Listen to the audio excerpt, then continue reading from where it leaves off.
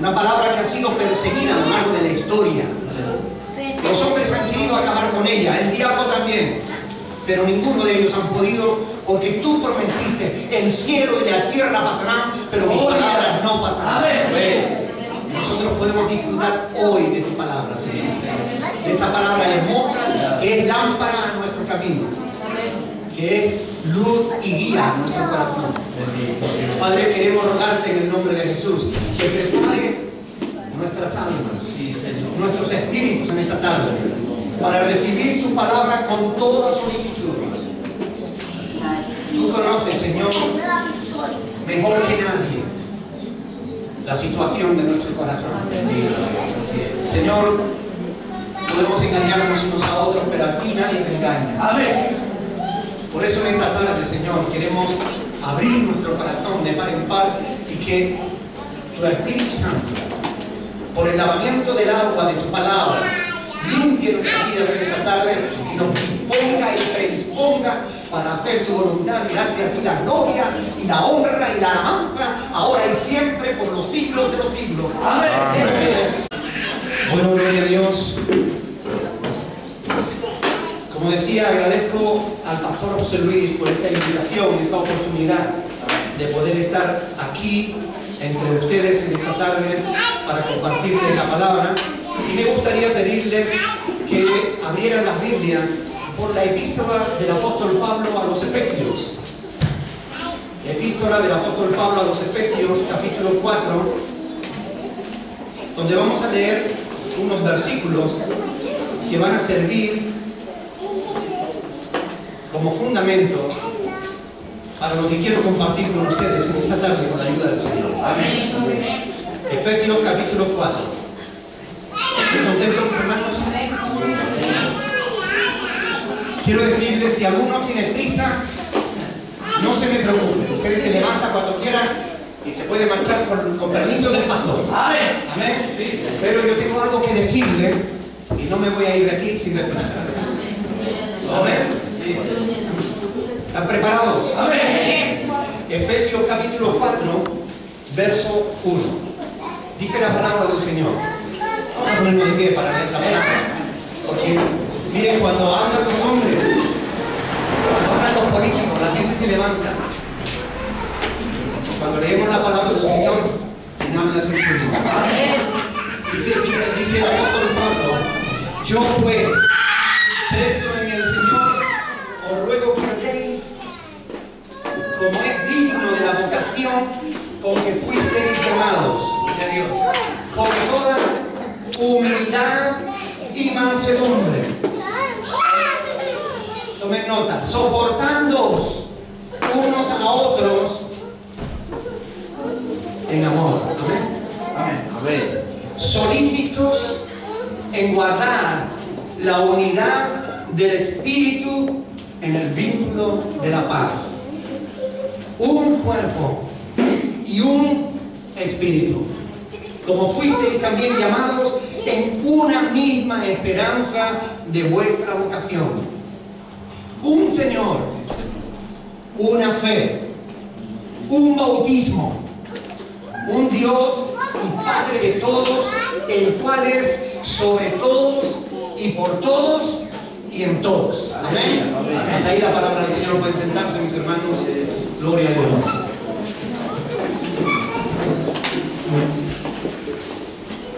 En este pasaje, en este cortito pasaje que acabamos de leer, en estos 6 versículos, el apóstol Pablo está hablando de 7 lazos de unidad que une a la iglesia. Y miren, ni el diablo puede romperlo.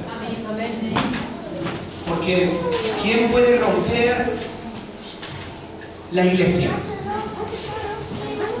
Jesús dijo: yo edificaré mi iglesia y las puertas del Hades no prevalecerán contra ella. Amén. Ni el infierno puede contra la iglesia, porque la iglesia está protegida por el Señor. Amén. Amén. Así que nadie puede romper la iglesia, porque la iglesia es el cuerpo de Cristo. Y Pablo en 1 Corintios pregunta: ¿acaso está dividido Cristo? No. Por eso la iglesia tampoco está dividida. Lo que ocurre es que la iglesia está formada por muchos miembros y somos diferentes unos a otros. Yo soy más guapo que los amigos. Es broma, ¿eh? Mire, vamos a ver. Quiero decir, cada uno de nosotros somos diferentes. Amén. Amén. Pero juntos nos complementamos y juntos formamos el cuerpo de Cristo, que es la iglesia. Amén. Por eso la iglesia no está dividida, aunque se reúna en diferentes lugares bajo diferentes nombres, sino que cada grupo, cada congregación tiene su propia idiosincrasia, tiene sus propias cualidades, sus propias características, y esto la hacen diversa, hacen que la iglesia sea diversa. De manera que a quien le gusta saltar, brincar, gritar, silbar, pueda hacerlo. Y llegue a congregaciones donde se siente a gusto. Y los que quieren alabar y glorificar al Señor en recogimiento, en reposo, que tenga congregaciones donde pueda hacerlo. La iglesia es diversa, pero la iglesia es una. Derek Prince dice en uno de sus libros que cuando Cristo venga por la iglesia, Él viene a por una esposa, no a por un harén. Porque la iglesia es una. Amén. Amén. Y la iglesia está unida en un mismo espíritu, en un mismo cuerpo, el cuerpo de Cristo, en un mismo espíritu, el espíritu de Dios, como fuiste también llamado a una misma esperanza, la esperanza de nuestra salvación. Amén. Y una fe, un Señor. Nada más hay uno. Hay muchos que se llaman señores, pero de verdad de la buena, nada más hay uno. El Señor Jesucristo. Amén. Él es el Kyrios. En griego significa el Señor de los señores. El que está por encima de todo. Una de las canciones que cantamos decía eso, el Señor, con mayúscula, entre paréntesis, subrayado, y con rotulador amarillo. Amén. El Señor. Amén. Que se nos llene la boca cuando digamos el Señor. Un Señor. Una fe. Una fe.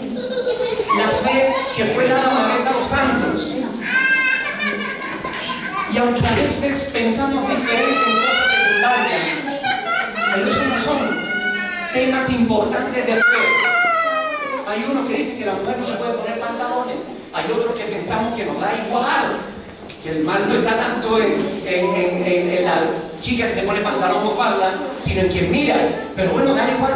Hay uno que piensa una cosa, otro que piensa otra, con cosas secundarias, pero eso no es importante. Ahora, ¿qué piensas de Jesús? Eso sí es importante. ¿Qué piensas tú? ¿Cómo crees tú que se llega al Padre? Eso sí es importante. ¿Cuántos caminos llegan al cielo? Hay quien dice que todos los caminos llegan a Roma. Y puede que a Roma, pero al cielo solo uno. Amén. Y Jesús se encargó de decirnos cuál era. Amén. Dijo, yo soy el camino. Amén. No hay más.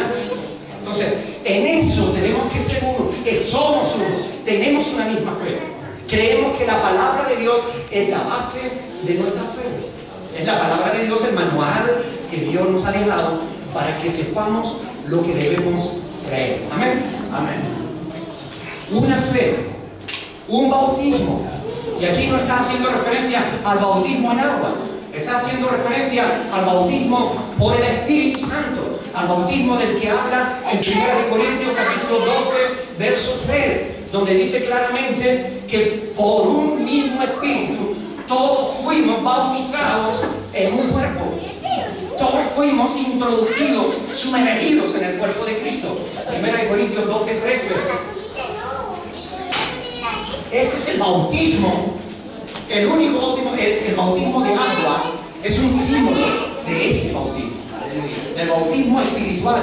El bautismo que simboliza aquella frase hermosa de Jesús cuando en el último gran día de la fiesta, en el día de la fiesta del agua, Jesús se puso en pie cuando los sacerdotes estaban tomando la vasija y derramando el agua, celebrando la fiesta.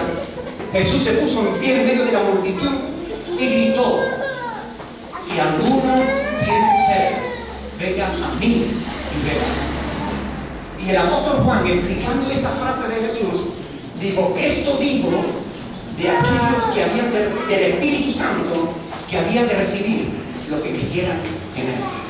Es decir, cuando tú creíste en el Señor Jesús, cuando tú le pediste perdón a Dios por tus pecados y le abriste las puertas de tu corazón, el mismo Dios del cielo y de la tierra, el Creador, vino a morar a tu corazón en la persona de su Espíritu Santo. Él vino y entró dentro de ti, pero a ti te introdujo dentro de su familia, dentro de su cuerpo, que es la iglesia. Así que tenemos una fe, un bautismo, un Dios y Padre de todos, el cual es por todos y por todos y en todos. Amén. Ahora, aquí Pablo nos está diciendo que debemos estar solícitos, versículo 3, en guardar la unidad del Espíritu. Y yo quiero ayudarles en esta tarde, con la ayuda del Señor, yo quiero ayudarles para que podamos entender realmente bien esto. Cuando el apóstol Pablo está diciendo solícitos en guardar la unidad del Espíritu, nosotros sabemos a qué Espíritu está hablando, ¿verdad? Está hablando del Espíritu Santo, del Espíritu de Dios. Claro, en nuestra Biblia es fácil distinguirlo porque viene en mayúsculas. Y sabemos que se refiere al Espíritu de Dios. Pero en realidad, en el original, todas las letras están escritas en mayúsculas. Así que cuando nosotros leemos el texto, por el contexto, seguimos dándonos cuenta de que el apóstol Pablo está hablando del Espíritu Santo. Solícitos en guardar la unidad del Espíritu en el vínculo de la paz. Ahora, yo quiero en esta tarde llamar vuestra atención sobre un hecho que a mí me está preocupando muchísimo. Y es que en las iglesias cristianas, o mejor dicho, para hablar con mayor propiedad, en la iglesia de Cristo, se están introduciendo espíritus que están pasando el corazón de la gente de Dios. Yo no sé si ustedes me han entendido lo que he dicho, pero yo lo voy a volver a repetir. Quiero decirles que me preocupa tremendamente algo que está sucediendo hoy en día en la iglesia de Cristo. Y es que en la iglesia del Señor Jesús se están introduciendo espíritus que no son de Dios. Amén. Y yo quiero que ustedes entiendan esto, porque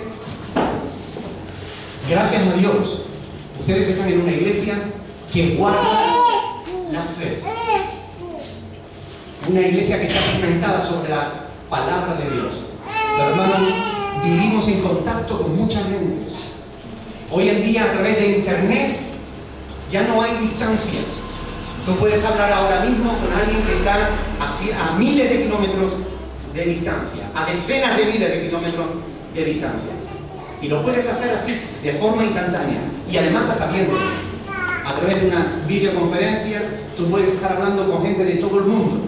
Muchos cristianos hoy en su casa están con un botoncito viendo, recibiendo mensajes de todo tipo. Y muchas veces el cristiano no tiene el discernimiento necesario para saber qué viene de Dios y qué no viene de Dios. Y después acaba confundido. Y después esa confusión le lleva a una frialdad espiritual. Y la frialdad espiritual mata al creyente, mata el Espíritu de Dios en el creyente. No mata al Espíritu Santo, porque el Espíritu Santo no muere, pero le mata su espíritu. El espíritu del hombre queda nulo. Yo quiero compartir con ustedes algunas cosas. Ustedes saben que la palabra de Dios nos advierte con todita claridad. Así que yo voy a ir enseñándole un par de pasajes nada más. Yo no quiero abundar mucho en pasajes, pero en esta tarde yo quiero compartir con ustedes 1 de Juan, capítulo 4.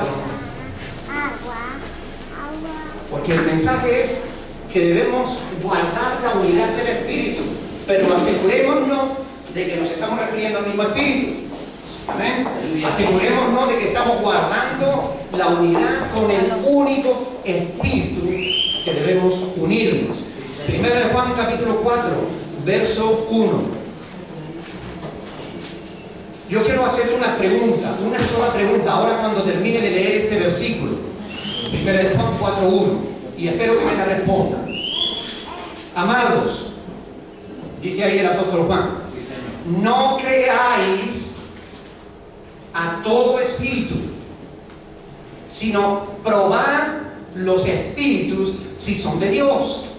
Yo quiero preguntarles, ¿ustedes creen que la palabra de Dios dice esto en vano? ¿Dios nos advierte porque sí? ¿O realmente nos advierte porque es importante que tengamos cuidado con esto? Ustedes saben que no solamente Juan, sino que también Pablo advirtió de este tema.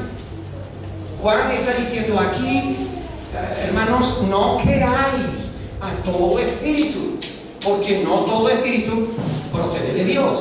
Y aquí Juan estaba hablando porque había una secta, la secta de los gnósticos, que estaban diciendo que el cuerpo era malo, que solamente había que andar en el espíritu, que nosotros mismos éramos espíritus emanados de Dios, y que en realidad, como el espíritu es perfecto y el cuerpo es malo, Cristo no pudo venir en carne, porque entonces supondría que Cristo hubiera pecado, y Cristo no podía pecar. Por tanto, Cristo no era realmente un hombre, sino un espíritu que se visualizaba.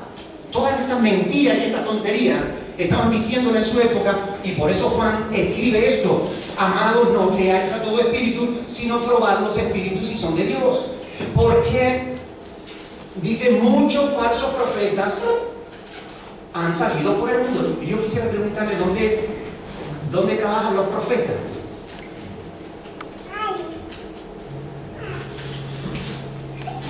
¿Dónde se va a oír a los profetas? En el pueblo. En el pueblo. En el pueblo, en las iglesias. Los profetas salen en las iglesias también, ¿no? Pero aquí lo que Juan nos está diciendo es que muchos falsos profetas han salido por el mundo. En esto conoced el Espíritu de Dios. Todo espíritu que confiesa que Jesucristo ha venido en carne, todo espíritu que confiesa que Jesucristo ha venido en carne es de Dios. Y todo espíritu que no confiesa que Jesucristo ha venido en carne no es de Dios. O sea, Juan está poniendo en claro que era la verdad y que era la mentira con respecto al gnosticismo. Pero yo quiero que vean conmigo 1 Timoteo capítulo 4. 1 Timoteo capítulo 4. Aquí el apóstol Pablo nos hace la misma advertencia.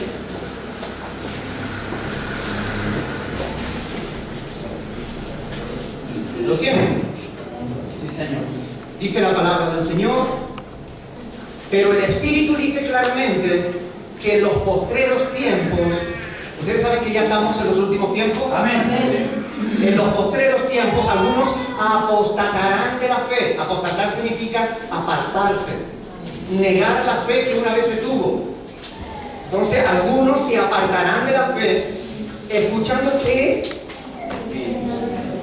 espíritus engañadores y a doctrinas de demonios.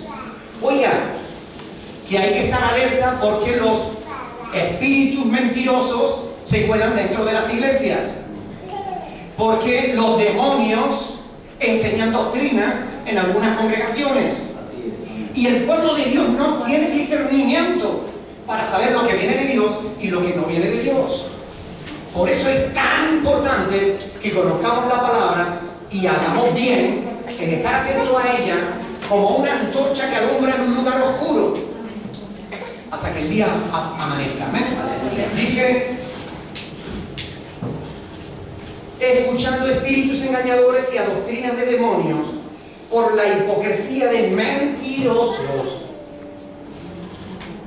que teniendo cauterizada, endurecida la conciencia, prohibirán que, oiga, tengan en cuenta, ustedes saben que la Iglesia Católica está ahora pagando miles de millones de dólares y miles de millones de euros para tapar la boca a la familia de las personas a las que han abusado de ellos.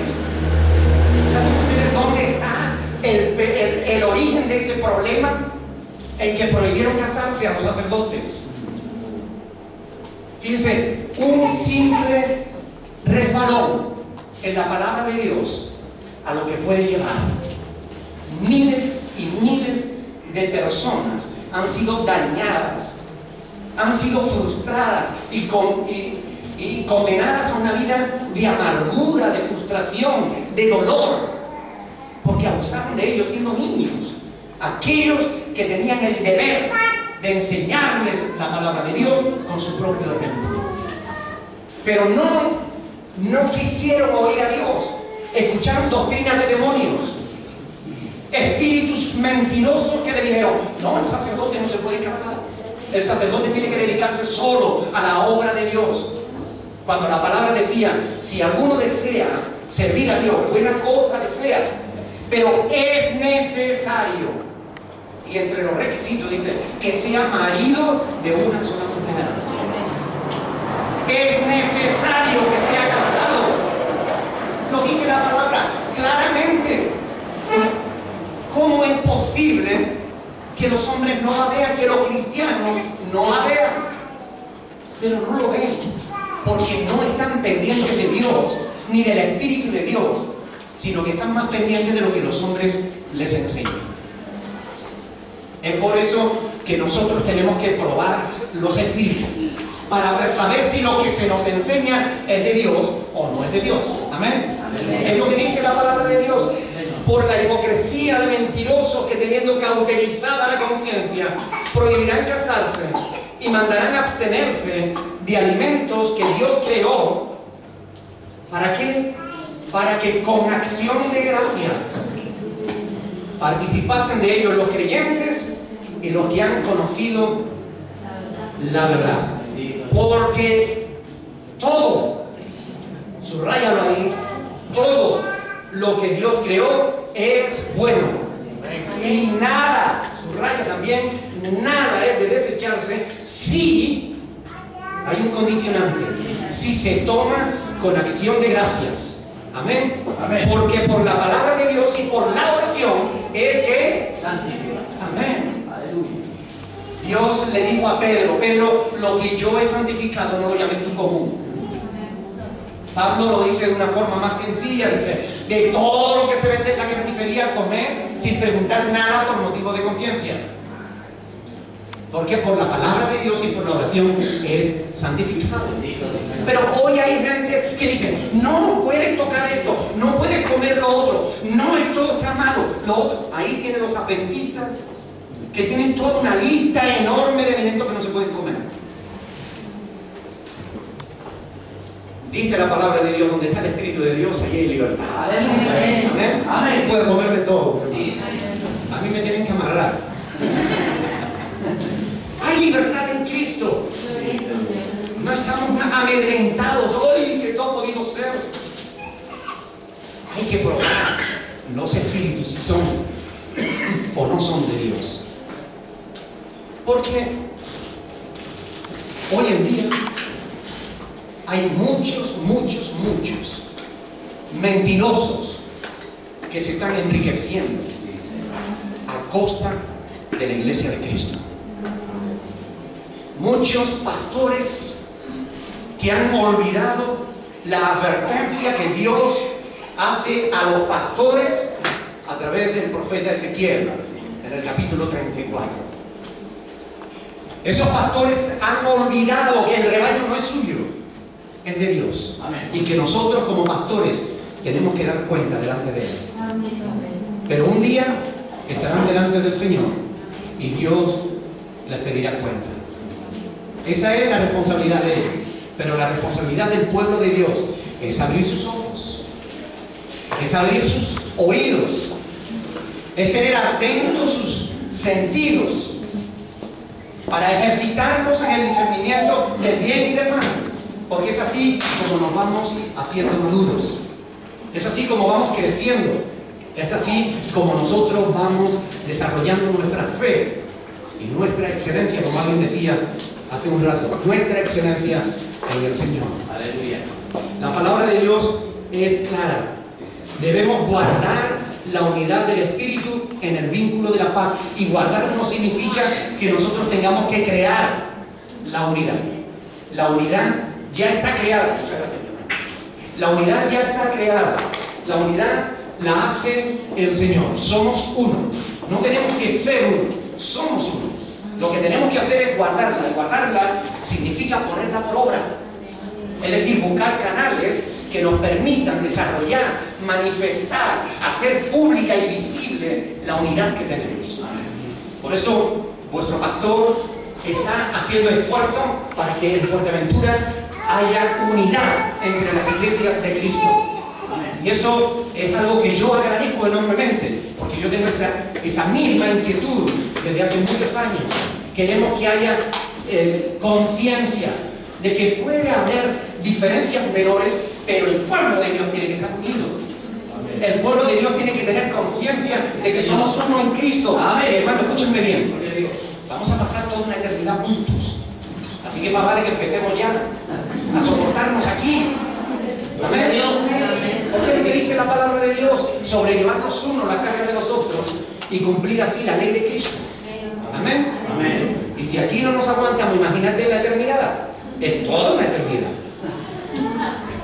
Hagamos práctica, mis hermanos. Sí, sí. Amén. Amén. Por eso yo agradezco al hermano la invitación de poder venir aquí. Y yo también invito al hermano para que él vaya y predique a nuestra congregación, porque creemos en la unidad del Espíritu. Bendito sea el Señor. Ahora, la historia de la iglesia y el estado actual que manifiesta la iglesia nos hacen ver que estas palabras de advertencia, tanto de Juan como de Pablo, no solamente eran necesarias, sino además eran exactas. Porque estamos viendo ante nuestros propios ojos cómo la iglesia de Jesucristo está siendo atacada, no desde fuera, que entonces nos soportaríamos con estoicidad, sino la iglesia de Cristo está hoy siendo atacada desde dentro. Por eso es necesario que el pueblo de Dios abra sus ojos y abra sus oídos. Es necesario que el pueblo de Dios esté atento para saber siempre y en todo momento a qué espíritu seguimos. Seguimos al Espíritu Santo. Es al Espíritu de Dios, al único Dios verdadero. Y a Jesucristo su Hijo. Amén. Es al único al que nosotros seguimos. Y no vamos a permitir que ningún otro espíritu soslayado, de soslayo, de tapadillo, se nos cuele por una prendida. Porque si se cuela le vamos a dar una patada y lo vamos a mandar al infierno. Amén. Amén, que es donde deben estar los malos espíritus. Amén. Ahora, en este pasaje nosotros tenemos que preguntarnos, y aquí Pablo nos está diciendo en Efesios que seamos solícitos en guardar la unidad del Espíritu en el vínculo de la paz. La pregunta es, ¿cómo se hace eso? ¿Cómo se guarda la unidad? Miren, para que seamos uno en un mismo espíritu, lo primero, antes que nada, es que tenemos que tener al Espíritu. Porque si no tenemos al Espíritu, no podemos unirnos en un mismo espíritu. Sencillamente no hay espíritu. Nosotros los seres humanos somos espíritu. Somos mente, alma, somos cuerpo, pero también somos espíritu. Pero nuestro espíritu está muerto. Así lo dice Pablo en Efesios capítulo 2. Estábamos muertos en nuestros delitos y pecados. Pero Dios, por su gran amor con que Él nos ama, juntamente con Cristo, Él nos dio vida. Cuando nosotros le abrimos nuestro corazón a Jesús, ahí tú recibiste al Espíritu Santo. Ya tienes al Espíritu de Dios. Si ya has abierto tu corazón, de verdad. Algunos dicen, bueno, con hacer la oración del pecador ya es suficiente, ya podemos ser uno en un mismo espíritu. Yo digo, no. Mire, hermano, no me es suficiente. ¿Saben por qué? Porque yo conozco a multitud de personas que han hecho la oración del pecador y hoy no están en Cristo. Así que no me basta solamente con que haga la oración del pecador. Algunos dicen, bueno, con que haga la oración del pecador y conozca bien la palabra de Dios. No, tampoco. Tampoco. Hay gente que conoce muy bien la palabra de Dios, pero no la viven. Nunca se han preocupado de poner por obra uno solo de los pasajes bíblicos. Por tanto, no basta con hacer la oración del pecado o conocer la Biblia. Otros dicen, bueno, tiene que tener el don de lenguas, porque eso es evidencia que realmente... No, tampoco. Tampoco, hermano. Aleluya. Conozco gente que han hablado en lenguas muchísimo y que hoy en día no están en el Señor. No, mire. Es importante que la persona se arrepienta de su pecado y haga la oración y le pida al Espíritu de Dios que venga a su corazón. Pero es necesario que esa persona camine, ande en el Espíritu. ¿Saben? Como pastor, enfrentamos a diario multitud de problemáticas. Nosotros atendemos en consejería a multitud de personas, de diferentes situaciones. Una de las cosas que más nos damos cuenta es cómo el diablo trata de destruir al ser humano. Y para ello no ahorra ningún esfuerzo. Ya desde chiquitito el diablo empieza a maltratar al ser humano. Este niño, hasta los propios padres lo usa a veces, ¿no? Este niño no sirve para nada, este niño que hay que ver lo malo que es este niño. Y a veces no nos damos cuenta de que los propios padres estamos siendo instrumentos del enemigo para con la vida de nuestros hijos. No, mire, el diablo no tiene prisa en destruir al ser humano, pero sí que tiene el empeño de querer destruirlo. Y por eso batalla contra el ser humano. Y ¿saben? Al ser humano, al diablo no le preocupa que tú vengas a la iglesia. Al diablo no le preocupa que tú vengas cada domingo, que cantes al Señor, que te goces, que salga, ¡oh, qué bonito! ¡Qué pedazo de culto hemos tenido! ¡Gloria a Dios! ¡Oh, qué bien! Al diablo no le preocupa eso. ¿Sabes por qué? Porque mientras tú estés viviendo tu vida cristiana aquí dentro, al diablo no le preocupa nada.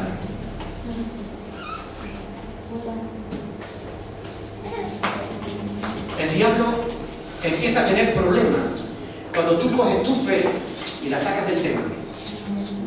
Cuando te llevas tu fe de paseo. Cuando te llevas tu fe a tu casa. Cuando te llevas tu fe al trabajo. Cuando la compartes con otras personas. Ahí sí que el diablo empieza ya a calentarse y a enfadarse contigo. Y empezará a ponerte zancadilla y a buscarte problemas y a tratar de que todo te salga mal para que te desanimes, para que te vengas abajo, para que no hagas la voluntad de Dios, para que tú dejes de compartir tu fe con otros. Ahí sí que el diablo se ve retado, se ve enfrentado y no lo va a conseguir.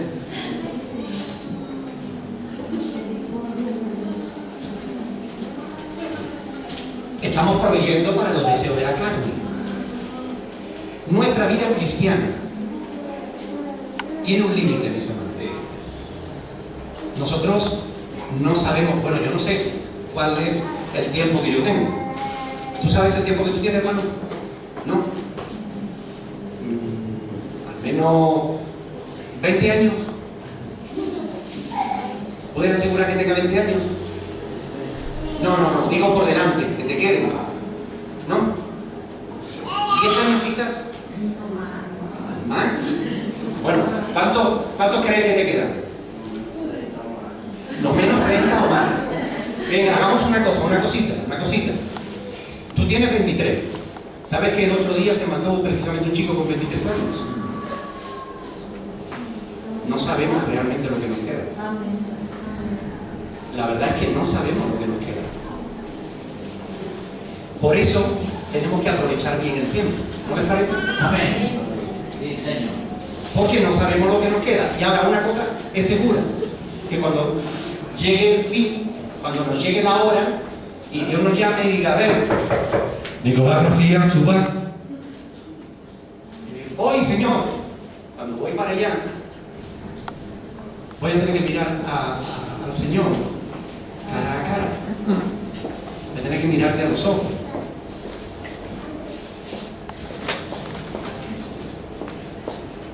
Y si no he aprovechado bien el tiempo, me voy a lamentar. me voy a sentir mal. Entonces hay que aprovechar bien el tiempo, no sabemos el tiempo que tenemos.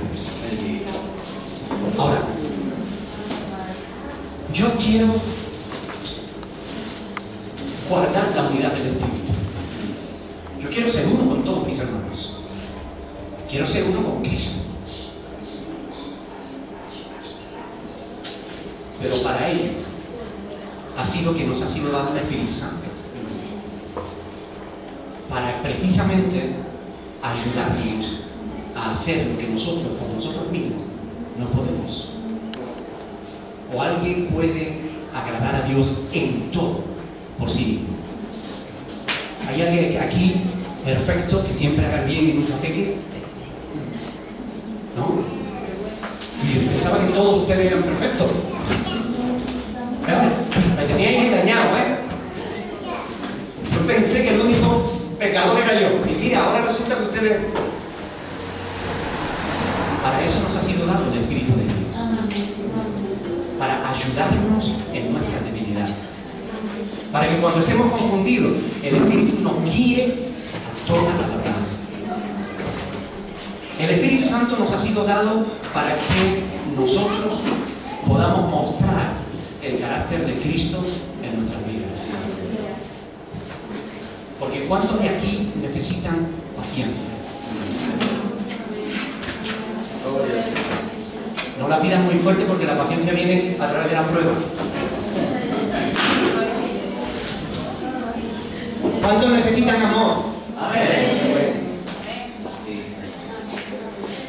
El apóstol Pedro dice: añadid a vuestra fe virtud, a la virtud conocimiento, al conocimiento dominio propio, al dominio propio paciencia, la paciencia piedad. Dios no nos ha llamado solamente para salvarnos. Dios nos ha llamado porque Él quiere tener perfecta comunión con nosotros. Y yo no puedo ser uno con mis hermanos si primero no soy uno con Dios. Porque si no amo a Dios, o sea, si no amo a mi hermano a quien veo, ¿cómo voy a amar a Dios a quien no veo? Pero para que yo pueda amar a mi hermano, yo tengo que amar a Dios. Yo tengo que acercarme a Dios, porque Dios es amor y necesito el amor de Dios para poder amar a mis hermanos. Es el Espíritu de Dios el que fructifica el amor en nosotros. Es un fruto del Espíritu. Es el Espíritu de Dios el que pone la fe en nosotros. ¿Cuántos necesitan fe aquí? Amén. Es el Espíritu Santo el que pone en nosotros el conocimiento. Es el Espíritu Santo quien nos capacita para hacer su voluntad. Quien nos capacita también para servir a Dios. ¿Cuántos quieren servir a Dios? Amén. Pero necesitamos no solamente tener al Espíritu Santo en nuestra vida, necesitamos andar en el Espíritu. Y para andar en el Espíritu significa oír al Espíritu y obedecerle. Así de simple. Muchas veces nosotros los pastores decimos 3 pasos para conseguir no sé qué, 10 pasos para no. Créeme, si nosotros vivimos sometidos a la voluntad de Dios, nosotros estaremos haciendo lo que Dios quiere que hagamos. Amén. Mire, ¿cuántos les gustaría tener una vida de poder? Gloria a Dios, amén. Pero de poder de verdad, de poder de Dios. Amén. ¿Les gustaría una vida de poder? Amén. ¿Les gustaría poder ser usados por Dios de una manera poderosa? Amén. Que ustedes pudieran orar por una persona enferma y sanada. Amén. ¿Les gustaría que ustedes pudieran predicar la palabra de Dios con denuedo, con autoridad, de manera que la gente, la palabra entre en lo profundo del corazón de la gente y los transforme en personas nuevas? Amén. Ustedes lo único que necesitan es dar libertad al Espíritu Santo en sus vidas, escucharle y obedecerle, escucharle y obedecerle. No es más complicado, es solamente eso: oír al Espíritu de Dios y obedecerle. Hay muchas cosas que nosotros podemos hacer en la vida cristiana. Pero si no oímos al Espíritu de Dios, entonces nosotros estaremos andando fuera de la voluntad de Dios. La unidad del Espíritu tiene que ver con esa verdad, con el hecho de que debemos andar en el Espíritu y no satisfacer los deseos de la carne. Hay quienes quieren hacer la unidad a costa de la verdad, y a eso se le llama ecumenismo católico, o se le llama sincretismo de la nueva era. Pero eso no es unidad. O hay quien quiere convertir la unidad en uniformidad. ¿Ustedes se han dado cuenta de que hay iglesias donde si el pastor, por ejemplo, tiene perilla, todo el mundo tiene perilla? O si el pastor se deja la barba, todo el mundo se deja la barba. Porque la gente busca uniformidad. Dios no quiere que tú seas como Dios. Dios quiere que tú seas como Jesús. Esa es la diferencia. Dios respeta tu personalidad. Dios no quiere convertirte en un ser diferente, quiere convertirte en Jesús. Es decir, en un canal a través del cual Jesús pueda llegar a vivir. Como decía Pablo, ya no vivo yo. Vive Cristo en mí. Amén. Eso es lo que es la voluntad de Dios para nuestras vidas. Miren, yo quiero leerles un testimonio que encontré de un hermano que se llama André Trocmé, es un francés. Leyendo el testimonio de este hermano, uno se da cuenta de que es una persona que entendía realmente la fe, entendía a Dios. Yo quiero compartir con vosotros. Miren, André Trocmé nació en 1901 y murió en 1971. Este hermano, cuando surgió la Primera Guerra Mundial, él tenía 13 años de edad. Y él tuvo que sufrir lo que es enfrentarse con sus propios familiares. Porque él era descendiente de un francés y de una alemana. Y los propios familiares tuvieron que enfrentarse en la Primera Guerra Mundial. Así que él se convirtió en pacifista. Y después se convirtió al cristianismo. Este hombre fue pastor de la Iglesia Reformada, fue ordenado pastor de la Iglesia Reformada. Y él promovió en el 1924 un movimiento que se llama Movimiento Internacional por la Reconciliación. Es un movimiento pacifista cristiano. Se casó en 1926 y ante el surgimiento del nazismo en la Segunda Guerra Mundial, cuando él vio que el nazismo empezaba a crecer y que empezaba a amenazar a otros países, él se debatió en si combatirlo con las armas o combatirlo de otra manera. Y él, como cristiano, que era ya como pastor, decidió combatirlo no con violencia, sino en el poder del Espíritu. Y este hermano lo que hizo fue que en Le Chambon, esa es una ciudad de Francia, Le Chambon-sur-Lignon. Anda que yo pronuncio el francés que da maravilla. Pero da igual, ustedes me entienden, una ciudad de Francia. Amén. Eso es lo importante. Allí él estaba como pastor y comenzó una escuela para enseñar a los niños el amor y la no violencia. Esa escuela hoy en día es un colegio internacional, muy famoso. Se llama Institución Internacional para la Educación Cristiana por la Paz.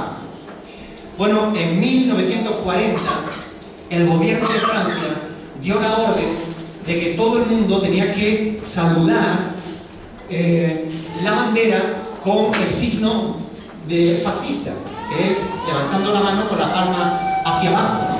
Y él, junto con otros pastores, se opusieron y mostraron desobediencia civil al gobierno.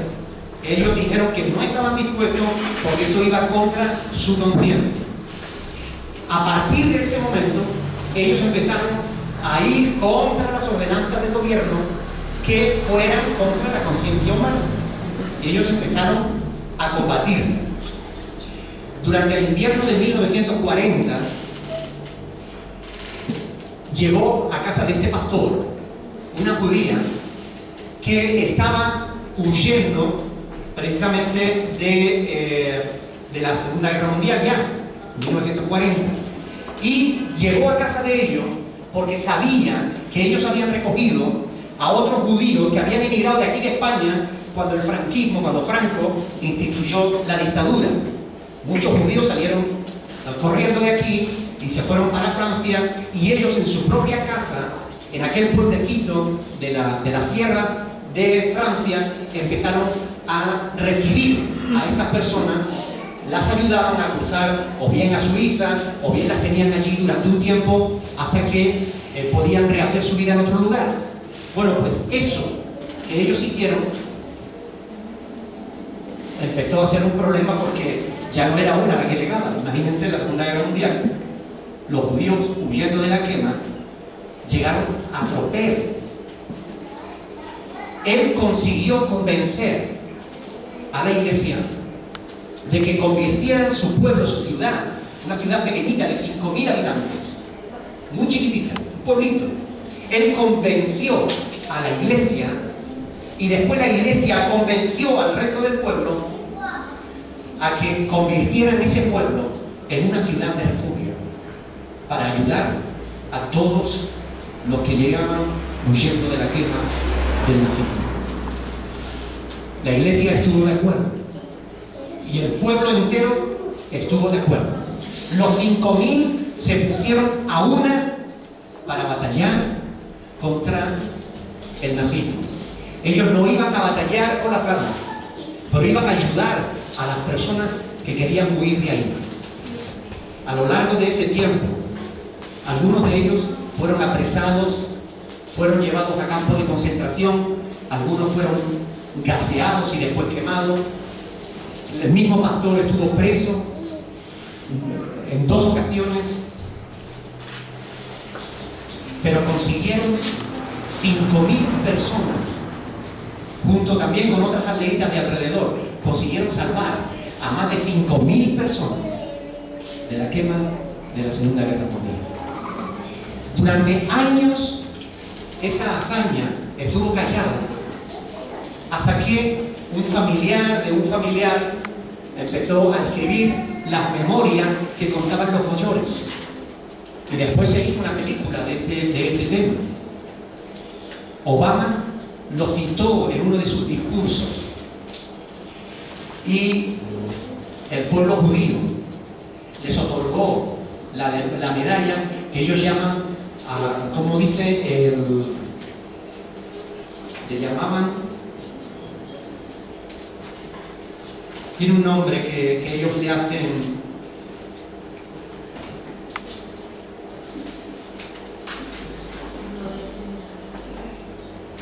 ahí está, dice: el Museo del Holocausto de Jerusalén, Yad Vashem, les concedió una medalla del museo porque participaron en las tareas del rescate, que contiene el dicho talmúdico: quien salva una vida, salva a la humanidad. Mientras que el gobierno de Francia permitió que 75.000 personas fueran cogidas, franceses, fueran tomados por los alemanes y llevados a la muerte, ellos salvaron 5.000. Llegó el momento en el que incluso los responsables de la iglesia reformada hablaron con este pastor y le dijeron: hermano, conviene que deje de hacer lo que está haciendo, porque está poniendo en peligro la iglesia evangélica en Francia. Y él dijo: no estoy dispuesto a dejar de hacer lo que estoy haciendo. Cuando terminó la guerra, él dio un discurso en el que dijo: la iglesia de Jesucristo en Francia debería arrodillarse y pedir perdón a Dios por su cobardía. Miren, yo lo que quiero es reseñar de este testimonio es lo siguiente. ¿Saben ustedes por qué este hombre pudo hacer eso que hizo? Cuando ustedes lo ven en la foto, es un señor mayor, es una persona frágil, es una persona normal y corriente. Cuando tú le ves en la foto, dices tú: y esta criatura se enfrentó a un enemigo como el nazismo, Cerca de ese pueblito estaba un acuartelamiento de las SS, especialistas en acabar con masas. Podían, de hecho, un comandante de las SS estuvo dispuesto a arrasar todo el pueblo, pero no lo dejaron, precisamente porque dijeron: no podemos matar la fe. La fe no se puede acabar. Si tú matas a 5.000, vendrán 50.000. Y por eso no mataron a todo el pueblo. Pero hubo en los planes del nazismo arrasar toda aquella aldea, todo aquel pueblito. ¿Saben por qué aquello fue posible? Porque un hombre tenía comunión con el Espíritu de Dios. Un hombre supo ver las cosas de una manera diferente a como la veía la mayoría. Una persona fue capaz de ponerse del lado de Dios cuando todos agachaban la cabeza. ¿Saben lo peor de la Segunda Guerra Mundial? Murieron 100 millones de personas. ¿Saben lo peor? Lo peor no fue quienes ejercieron de ejecutores. Lo peor, lo más triste y vergonzoso de la Segunda Guerra Mundial fueron la multitud de pueblos, de naciones que agacharon la cabeza y guardaron silencio. ¿Saben ustedes una cosa? En el pueblo de Dios, en la iglesia de Jesucristo, hoy en día está pasando absolutamente lo mismo.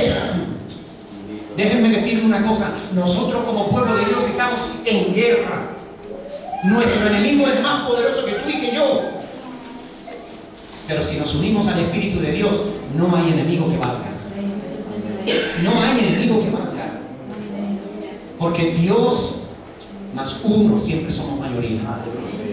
O uno más Dios siempre somos mayoría. Miren, mis hermanos, hoy en día la iglesia del Señor está en peligro.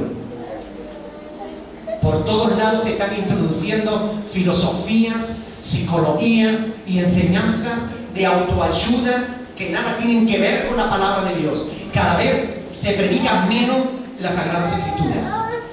Y muchos agachan la cabeza e incluso otros dicen amén. Miren, mi hermano, ya es hora de que nosotros abramos nuestros ojos y seamos capaces de probar los espíritus.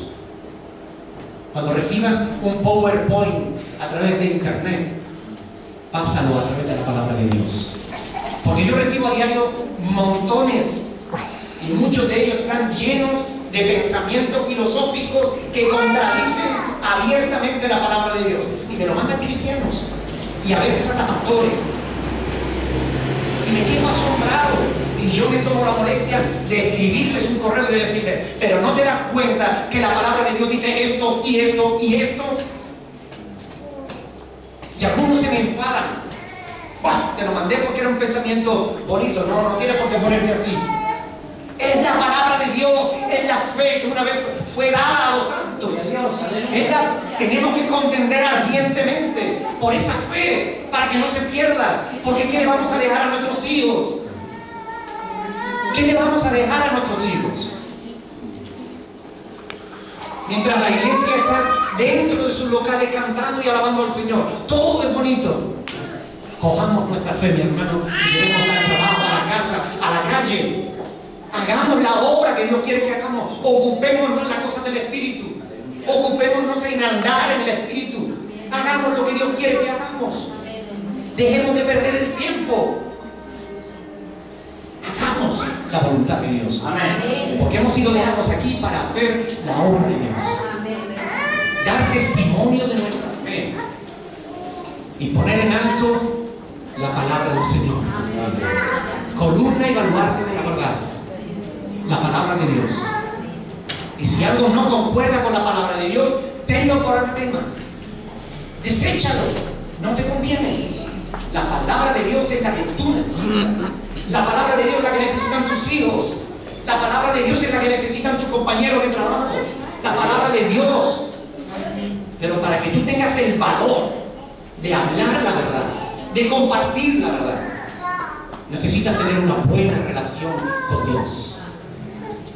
Yo no he visto agentes que que tienen una buena relación con Dios arrastrándose desanimados por los suelos. Nunca lo he visto. Nunca. Los que siempre están con problemas, con dificultades, o que hoy están en las nubes, mañana en el suelo, son gente que no tienen una buena relación con Dios. Pero si tú tienes una buena relación con Dios, tú tendrás el valor para vivir y compartir lo que Dios quiere que compartas.